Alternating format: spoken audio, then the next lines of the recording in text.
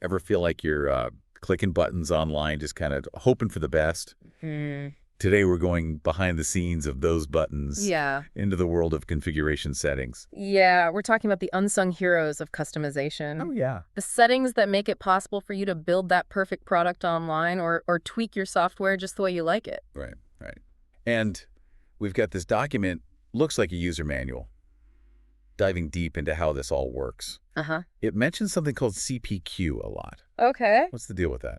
So CPQ stands for Configure Price, quote. Okay. It's the tech that powers those online experiences where you can customize a product and see the price change in real time. Oh, cool. Think about designing your dream car online, choosing the engine, the color, the sunroof, all while the price updates instantly. Right. That's CPQ in action. Okay, so it's not just picking colors and add-ons. Uh-huh. This manual hints that there's a lot more going on under the hood. Hmm. What else do these configuration settings control? One thing that caught my eye is the configuration cache. Okay. It sounds technical, but it's all about speed. This cache stores your frequently used configurations so the system doesn't have to start from scratch every time you tweak something. So it's like having your go-to coffee order memorized by the barista. Makes Exactly. things faster for everyone. Exactly. And just like a messed up coffee order can ruin your morning, an outdated cache can really mess things up, which is why there are settings to manage and update it properly. Oh, okay, that makes sense. Hmm. Now, what about this BOM mapping options section? Sounds like something out of a factory blueprint. It practically is. Okay. BOM map stands for Bill of Materials, and this is where the rubber meets the road, so to speak. BOM mapping links your configuration choices to the actual physical parts needed to build the product. So if I decide to ditch that sunroof on my dream car, Right. the BOM mapping is what tells the factory to hold the sunroof and make sure I don't get charged for it. Precisely.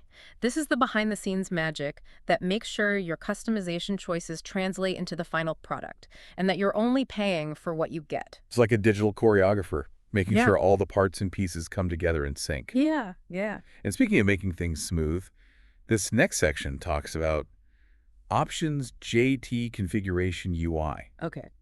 Is that about making these configuration pages user-friendly? Absolutely. This section dives into things like pagination, which is how information is broken down into digestible chunks, and even the size of tables that display product options.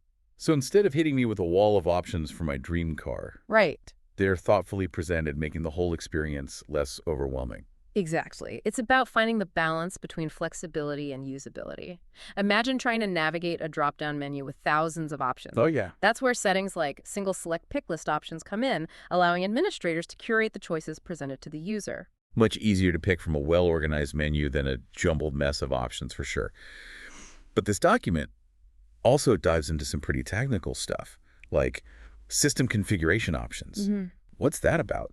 This is where things get really powerful. Okay. We're not just talking about configuring individual products anymore, but entire systems. Right. The document highlights cascading configuration, which is like a chain reaction of settings. Okay, give me an example. Yeah. How would this cascading thing work with my car? Imagine selecting a specific trim level for your car. Right. That one choice might automatically set a chain of other configurations, like the engine type, interior materials, even the wheel design, all based on the predefined settings of that trim level. So it streamlines the process and ensures all the components work together seamlessly. Right. I like it. But wait, what about these BOM conversion errors mentioned here? Errors make me nervous. Don't worry, it's not as dire as it sounds. Yep. Remember how BOM mapping connects your configuration choices to the actual parts list? Yep. Well, sometimes there can be mismatches or glitches in the data. Okay. BM conversion errors is all about how the system flags those issues. So it's like a safety net, Right. catching potential problems before they turn into real headaches. Exactly. It's about building in checks and balances to make sure that even if something goes wrong in the data handoff, it doesn't mean you end up with mismatched car parts or a surprise bill. Whew, that's reassuring. But this document isn't just about avoiding disasters. It also mentions something called Unified Product Sync. What's that all about? This is where configuration settings step up their game and start talking to other systems in a company like Oracle Sales, for example. It's about keeping data consistent across different departments. So instead of having different teams working with outdated information, this Unified Product Sync keeps everyone on the same page. Exactly. Imagine the chaos if the sales team is offering configurations that the factory can't actually build, or if inventory isn't updated to reflect the latest customizations. This feature helps prevent those kinds of miscommunications. It's like a digital handshake between different parts of a company, making sure everyone's working with the same playbook. This level of detail is amazing. Yeah. It's like they thought of everything. They really did. And it highlights how crucial these settings are, not just for individual users, but for businesses as a whole. Going through this manual, it's incredible how many settings there are for even the tiniest details. It's true. We've talked about big picture things like system integration and BOM mapping, but this document also dives into the nitty-gritty of the user interface. Oh, you mean like choosing the font or the color scheme? Not quite that granular, but close. Remember that section on the JT configuration UI? Yeah. It actually mentions something called pagination size for vertical and horizontal arrays. Okay, that sounds pretty technical. What does that even mean? It's simpler than it sounds. Imagine you're browsing a list of options online. This setting determines how many items are displayed on a single page before you have to click to the next page. It's about finding that sweet spot between showing enough information and keeping the interface clean and manageable. So instead of getting hit with a never-ending scroll of choices, Right. they're broken down into bite-sized chunks. Precisely.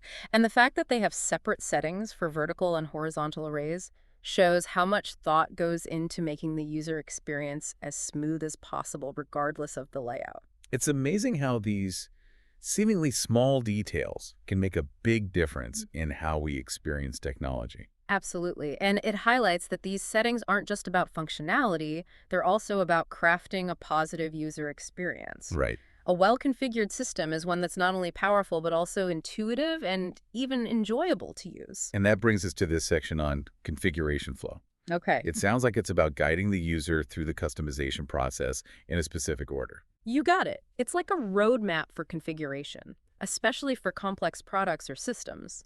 Instead of overwhelming you with every option at once, a configuration flow breaks down the process into logical steps, presenting relevant choices at each stage. So using our car analogy again, instead of letting me jump between choosing paint colors and then engine types, Yeah. the configuration flow would guide me through those choices in a structured way. Exactly. It ensures a more streamlined and logical approach, reducing the cognitive load on the user and minimizing the risk of errors or incompatible choices. That's really helpful, especially if you're configuring something complex for the first time. Right. You wouldn't want to accidentally choose options that don't work together. Exactly. And to add another layer of control, this document mentions a setting that lets administrators choose between locking in the steps of the flow or allowing users to navigate back and forth between stages. So it's like choosing between a guided tour and a choose-your-own-adventure experience. Exactly. It all comes back to striking that balance between flexibility and control, tailoring the experience to different users and scenarios.